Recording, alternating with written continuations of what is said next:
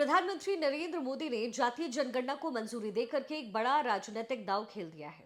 इससे कांग्रेस और खास तौर पर राहुल गांधी के हाथ से उनका सबसे बड़ा चुनावी मुद्दा फिसलता हुआ नजर आ रहा है।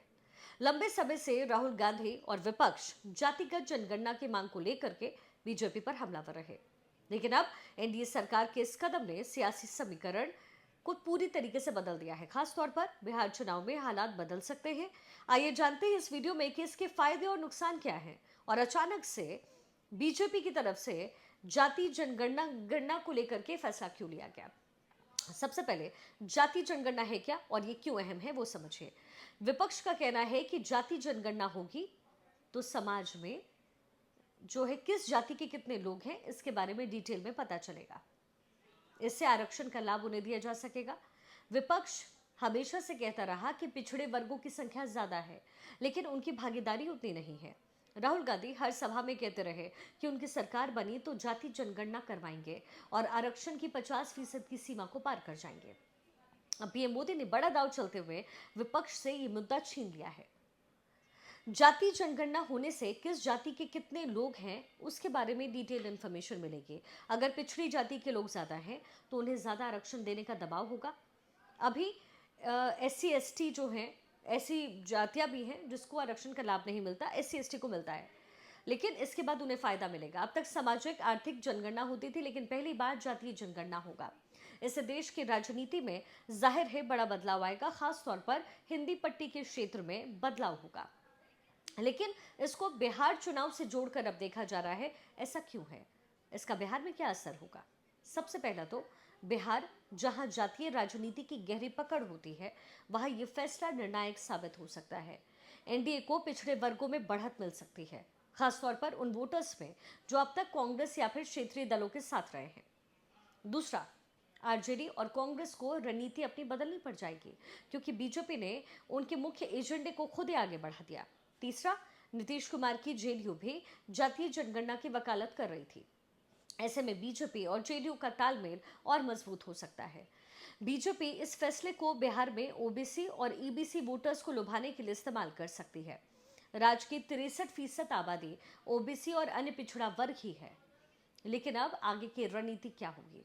राहुल गांधी जातीय बचाओ अभियान के जरिए सामाजिक न्याय की रणनीति को धार देने की जाहिर कोशिश कर रहे थे, और अब मोदी सरकार के फैसले से उनकी ये रणनीति कमजोर हो सकती है।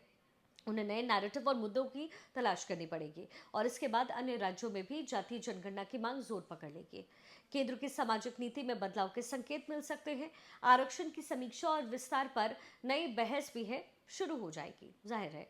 लेकिन अब आपको फटाफट से कुछ पॉइंट्स बताते हैं, क्योंकि नरेंद्र मोदी का इसे मास्टर स्ट्रोक कहा जा रहा है, क्योंकि जाति जनगणना से पूरी तरीके से खेल पलट जाएगा।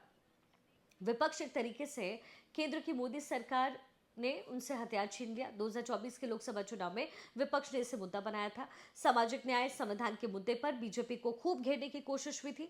मोदी सरकार के फैसले के बाद विपक्ष का नैरेटिव होगा कमजोर। दूसरा, एनडीए गठबंधन इससे मजबूत हो जाएगा। जेडीयू, टीडीपी, एलजेपी समर्थक रहे हैं एनडीए के, और इसके भी सहयोगी से खुश होंगे जाहिर है। क्षेत्रीय दलों की रणनीति कमजोर हो जाएगी। क्षेत्रीय दल लगातार मांग करते रहे हैं। मोदी सरकार के फैसले से क्षेत्रीय दल की रणनीति पर असर होगा और इसका लाभ बीजेपी को मिलेगा। सामाजिक न्याय की छवि जो है वो बदलेगी। ओबीसी वोट बैंक के बीच मजबूत होगी नरेंद्र मोदी की छवि और पकड़। मुस्लिम जातियां भी गणना में शामिल हो सकती हैं। ऐसे में बीजेपी को सर्वजन की पार्टी की जो एक नैरेटिव है वो सेट करने में मदद मिलेगा। 94 साल बाद जाति जनगणना हो रही है। 1881 से 1931 तक पहली बार जातिगत जनगणना हुई। सभी जनगणना में जातियों की गिनती इस समय हुई। फिर 1941 में जाति की गिनती हुई, लेकिन डेटा प्रकाशित नहीं हुआ। 1951 में केंद्र सरकार ने SC ST को छोड़ करके जाति की गिनती रोकी। 2011 में केंद्र ने जाति जनगणना को मंजूरी दी, लेकिन डेटा जारी नहीं किया। जनगणना में 46 लाख जाति, उपजाति, गोत्र और वंश का पता चला। 2021 में जनगणना में जाति की गिनती कराने से केंद्र ने इनकार किया।